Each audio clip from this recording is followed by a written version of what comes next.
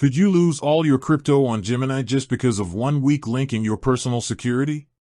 I'm talking about Gemini because that's my exchange of choice, and even though they have some of the best institutional-grade security in the industry, ultimately, your safety comes down to your own habits. They do their part, but we have to do ours. Over the years, I've seen and personally implemented a few key best practices that I believe are non-negotiable for anyone using the platform. Here is my straight-to-the-point guide on the best Gemini wallet practices for maximum safety, based on my own experience as an investor on the platform. Account access is your fortress. First and foremost, your login credentials. Password hygiene. I treat my Gemini password as sacred.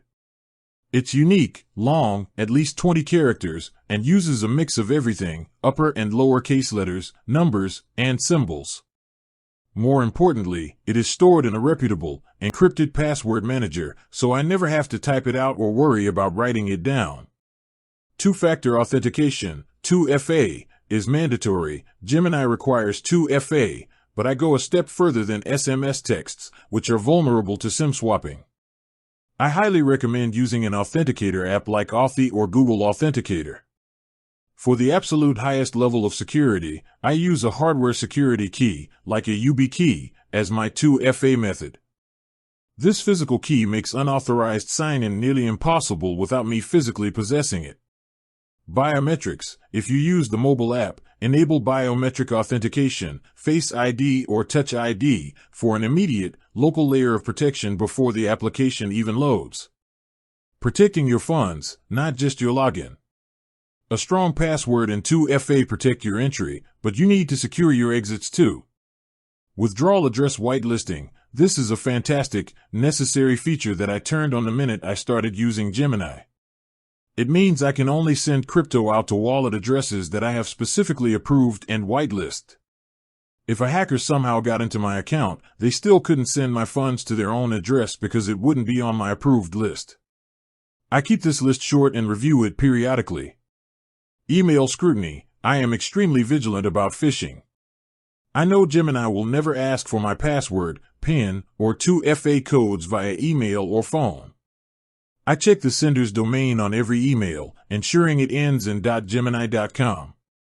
If an email seems urgent or suspicious, I don't click anything and I navigate to the Gemini website directly through my browser bookmark.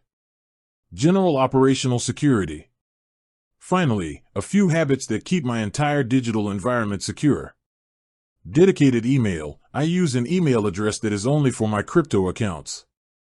This limits its exposure in general data breaches and makes it harder for malicious actors to link my identity to my Gemini account.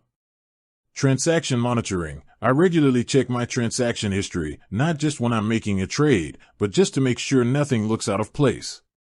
It's better to catch an anomaly early.